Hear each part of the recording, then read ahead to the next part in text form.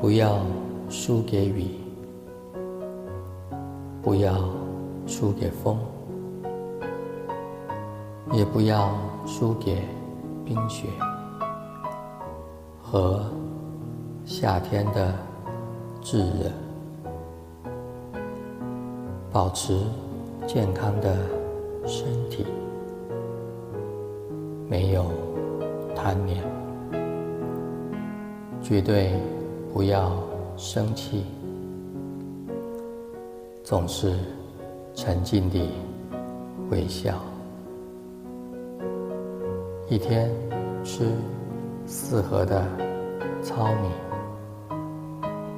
味噌与蔬菜少许。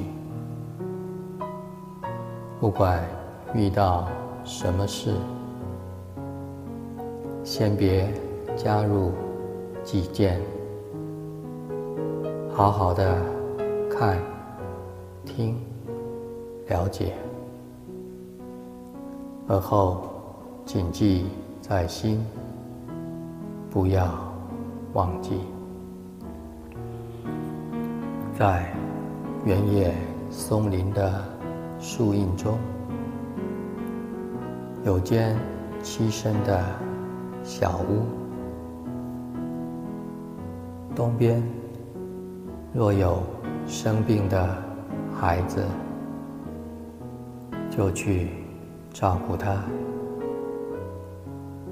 西边若有疲惫的母亲，就去帮他扛稻捆；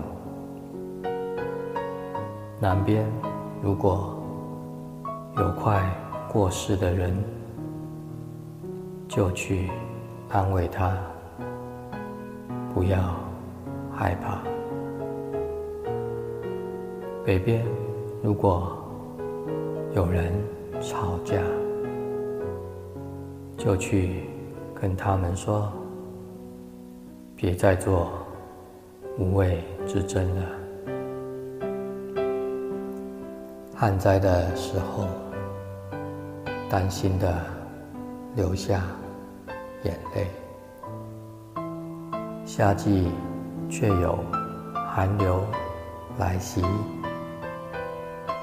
不安的来回踱步，宁可被看成傻子，不需要别人称赞，也无需他人为我担忧。我就想成为这样的人啊。